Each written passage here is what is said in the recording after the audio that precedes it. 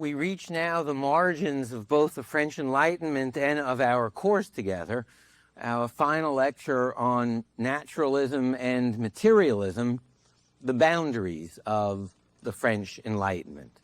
For atheistic materialism is one of the dramatic legacies among many of the French Enlightenment, and though a circumscribed and narrow current of Enlightenment thought, one that, like Rousseau's current, will have a very dramatic history and future in Western civilization. The 18th century, to contextualize the emergence of a categorical naturalism and materialism from the Enlightenment, is an age of increasing naturalist mechanistic explanation in natural philosophy, in what we would call substantive science. If you ask an 18th century physicist, deist or Christian, why does a stone fall? Why does a river flow? The answer to those questions will be given in terms of the properties of mass, the laws of motion, the laws of mechanics, the laws of hydrodynamics. If you talked about the demon moving the stone, the spirit of the river, 18th century natural philosophers, Christian or deistic, would laugh at the nature of such a superadded explanation. In practice, in 17th century and in 18th century new philosophical science, in practice, we see the elimination of concepts of spiritual causality from physical phenomena. If an 18th century Christian or deist asked the question, why were the crops not higher this year? By saying God willed shorter crops, rather than in terms of rainfall or in terms of fertilization, an 18th century Christian or deist would say, aha, don't know much about crops or about agriculture, do you? In the Aristotelian worldview in the early 17th century, the motion of the planets in their orbits was explained in terms of angelic intelligences that guided them, allowing them to keep perfect and, at that time, presumed circular orbits. By the 18th century, explanation of the motion of the planets in terms of guiding angelic intelligences, rather than in terms of the laws of motion, gravity, and astronomy, would have sounded risible indeed. In the 17th century, the followers of René Descartes, whom we call the Cartesians, had even brought animal life under the concept of natural, mechanistic, physiological explanation. Originally, many theologians found it dangerous, if not heretical, to explain animal behavior in terms of physiological phenomena. But increasingly, theologians became sympathetic to such explanations of animal behavior because it seemed to eliminate human beings who could only be explained in terms of their rational, free, spiritual souls, so far above animals whose behavior we could explain operationally in terms of a mechanistic physiology. But now, note the implication of what we've just said. The 18th century would have laughed at an explanation of the difference between giraffes and ants in terms of their different souls. A giraffe does what it does, an ant does what it does because of the qualities of the giraffe soul and the qualities of the ant soul. That would have been seen as an ignorance of physiology, of natural history, of natural explanation. You don't say a giraffe spirit accounts, or an ant spirit, or a river spirit, or a planet spirit accounts for the behavior of those things. But they do not laugh when such explanations are made in terms of the human being. There is one profound anomaly, or one profound limit to the 18th century's willingness to naturalize and mechanize explanations of behaviors. What makes human beings the unique creatures they are? What accounts for human behavior? Here, almost all 18th century thinkers insist it is not physical properties or physical differences that explain human differences from other creatures, but possession of an immortal and immaterial soul, a human spirit, a man's spirit. Without that, no thought, no will, no sin, no human behavior. Human beings, then, in operational 18th century explanations, were physical bodies directed by a spiritual soul. It produces certain dilemmas. Why the same behaviors in animals should be described as reflexes and in humans as decisions of an immaterial soul. So the case of human beings sets one dramatic limit to the 18th century's willingness to naturalize, materialize, generalize explanation.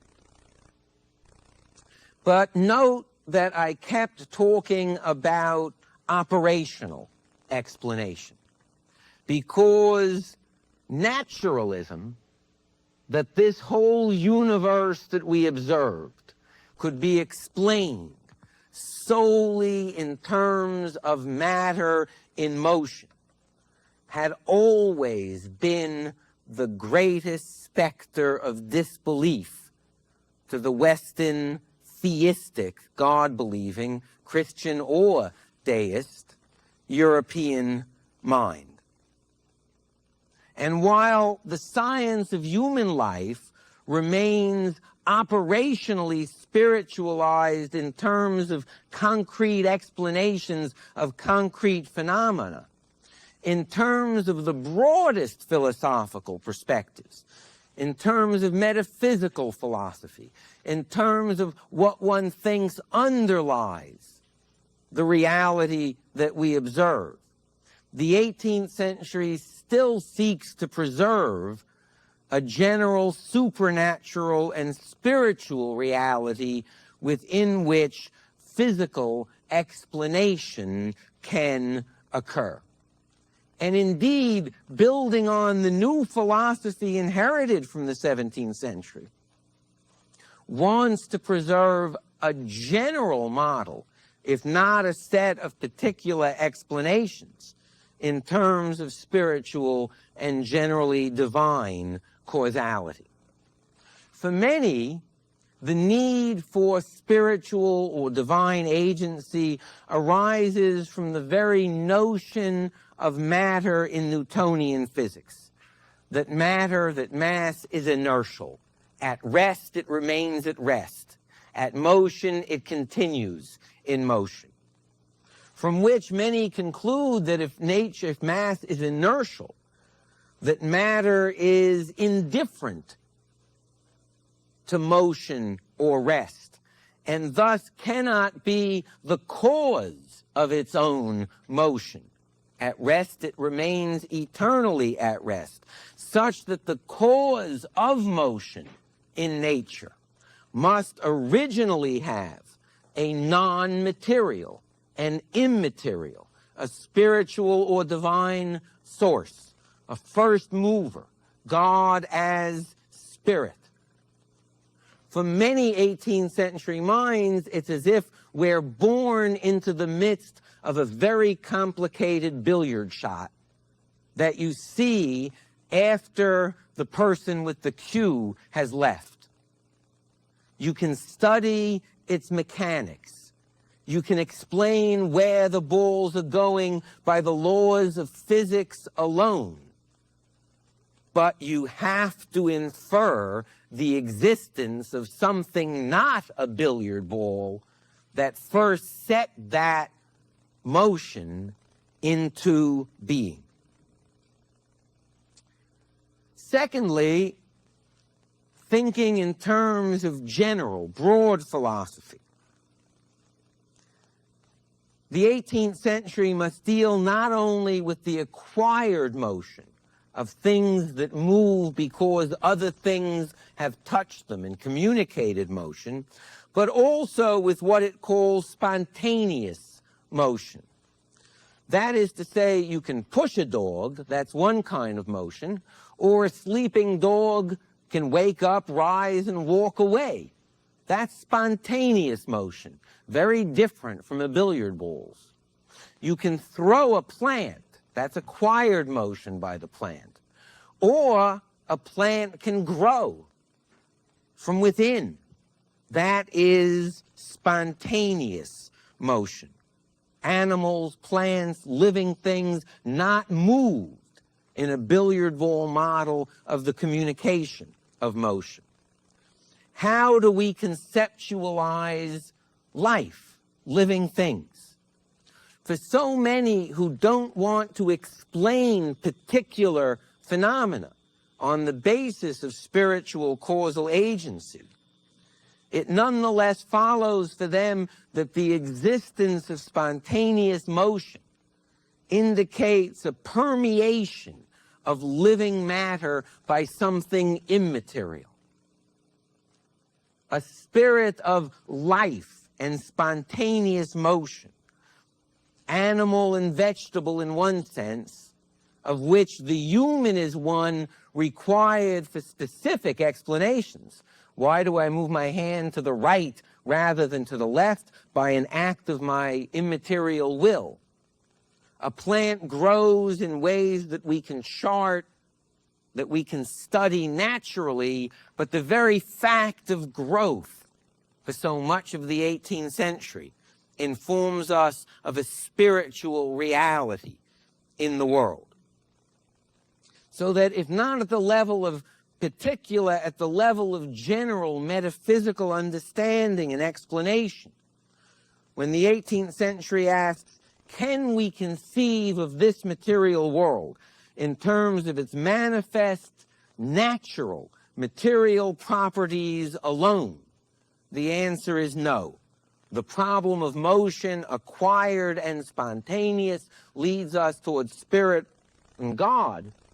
And the whole phenomenon of human behavior leads us to recognition of an immaterial soul. Now one can understand the drama of the title of a work published in France in 1748 by an Enlightenment physician and materialist by the name of La Mettrie, L-A-M-E-T-T-R-I-E, entitled The Human Machine, or Man a Machine, in French, L'Homme Machine. La Mettrie insists that there is a fundamental either-or in science, including the science of mankind, that we are either materialists or we are spiritualists. If we adopt spiritualism for La Mettrie, it is an admission of ignorance. It is a dead end, attribute a phenomenon to spirit, and there is no further natural human inquiry. It is an abandonment of the possibility of knowledge, predictability, and control. Attribute illness to soul, and you cease looking for a material medicine of human behavior. Attribute mental illness, attribute behavioral disorders to a soul, and you abandon the pursuit of natural knowledge. And the analogy for La Mettrie is that if one says crop failure or livestock death is an act of spirit, of witchcraft, of demons, of things immaterial, you lose the possibility of knowledge, science, predictability, control.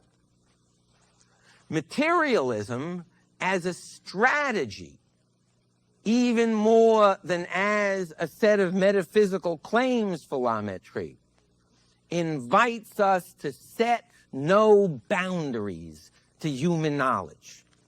It allows for the patient acquisition and search for laws, mechanisms, control, a human medicine writ large over all of human behavior.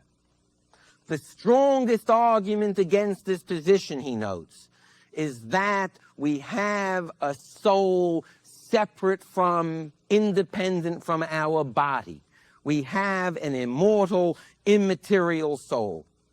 But everything in the life sciences, La Mettrie argues, demonstrates that there is one physical unity of what we think of as bodily and mental phenomena. Illness changes our thoughts. Physical drugs change our thoughts. Sexuality changes our thoughts.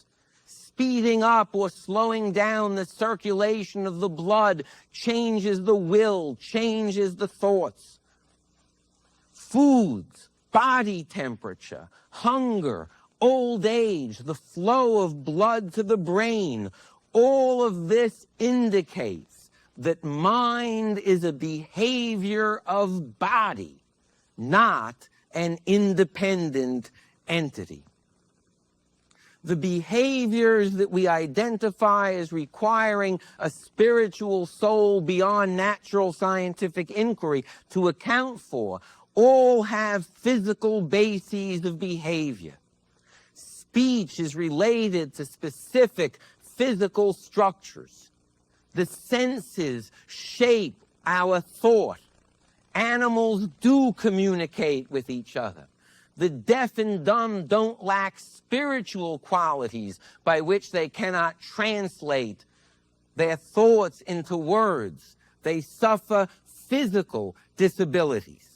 And indeed, through medicine, through surgery, can be made fit to talk, can learn to talk, and that is not infusion of soul.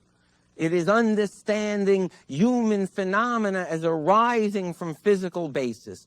Don't limit the resources of material nature without inquiry.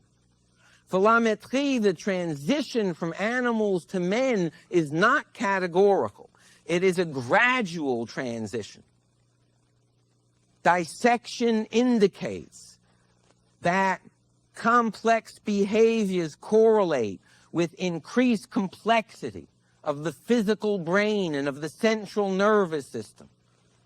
The more complex the brain, the more complex the memory, the learning, the ability to distinguish, the ability to compare. We are working from a model drawn from billiard balls and physics when we should be studying the living world around us, and we would learn that matter is not dead and inert and dependent upon spirit to move. Matter is alive. Look at the life sciences, La Mettrie invites. Haller has shown muscular irritability after death. How could that be if bodily motion is only due to the presence of spirit? Tremblay has discovered the polyp. Divide it in two, it regrows. Divide it in four, it regrows into 4 polyps. Divide it into 16, it regrows into 16 polyps. But the soul is indivisible. How could that be? Don't limit the resources of living nature. We inject saline solution into the heart muscles after death, and they move. What we call soul is not the cause of the body's movements. It is the effect of the body's movements. And what moves us is the physical energy of our organs, not their spirit. In La Mettrie's metaphor, the body is not a watch moved by the soul, but, quote, a clock whose clockmaker is food, end quote. For La Mettrie, nature is alive and vital, capable of thought, of motion. Nature has formed machines, organisms, mechanisms capable of the behavior of thought. It is not coincidence that pressure on the brain causes the inability of conscious thought. It is because we are one organism of which thought is a behavior. The work of Denis Diderot and other French materialists later in the 18th century will build dramatically upon the foundations laid by La Mettrie. For Diderot, all nature is potentially alive, sensitive, organic. The organic-inorganic distinction is not categorical, and every piece of matter may move from one mode to the other. Challenged in a dialogue, he writes, but the difference between that statue of a man and the man is a categorical distinction. And Diderot says, I can change one into the other. How, he's asked. First, I grind up the marble statue into a fine dust. And then I add water. And then we let it sit. Will you give me hundreds, thousands, millions of years of time? And then into the humus formed by that marble and water, a purely physical event. I plant seeds, a purely physical event. And the seeds draw up the nutrients of the marble, a purely physical event. And we feed the legumes produced from that to a human mouth, a purely physical event. And it enters the stomach, a purely physical event, and is digested, a purely physical event. And then the nutrients of that marble become heart, brain, flesh, hands, eyes of the human being. And I transform the statue into the living being, body, thinking brain of a human. All nature is capable of sensation for Diderot via material catalysts and organization. Natural processes are the root of explanation, and explaining such things by the God hypothesis, as Diderot calls it, is offering no explanation at all. Nature for Diderot is a vital force, generating countless material forms, some of which survive, some of which evolve into new forms. Blind matter without purpose in an endless cycle of decomposition, reformation, emergence of new forms, life, death, survival, provides the variety of an ever-changing, kaleidoscopic world of which we are an ephemeral moment. Life and death are two modes of matter in a certain physical state. I think, I will, I breathe. In another physical state, that same matter becomes the elements of the earth. The critical dimension for Diderot that has limited our science is time, for we limit ourselves to the 6,000 years of biblical time and say, where is the evolution? Where is the variety? By that same criterion, we could look at canyons and say they had to have been created by God because water can't erode something that deeply in only 6,000 years. But if we abandon the arbitrary criterion of scriptural time for Diderot and posit millions, if not hundreds of millions of years, then the evolution, survival, disappearance of nature's cornucopia of new forms can account for all. Human thought is a mystery, Diderot argues, but it is a scientific, not a theological mystery. Saying soul doesn't explain it any more than it would explain crop growth or livestock death. Human thought is a scientific mystery, but we already know enough to see that it correlates to and emerges from complex organization of brain. Is God playing a physical joke that thought is the product of spirit? But there is a correlation between thought and the complexity of physical brain as observed by anatomy. It's an absurdity. It's a non-explanation for Diderot. The future understanding of human cognition and will lies in brain physiology and the study of the central nervous system, not in dead-end theological explanations. From this, it follows for Diderot that there is no extra human moral dimension whatsoever to the world.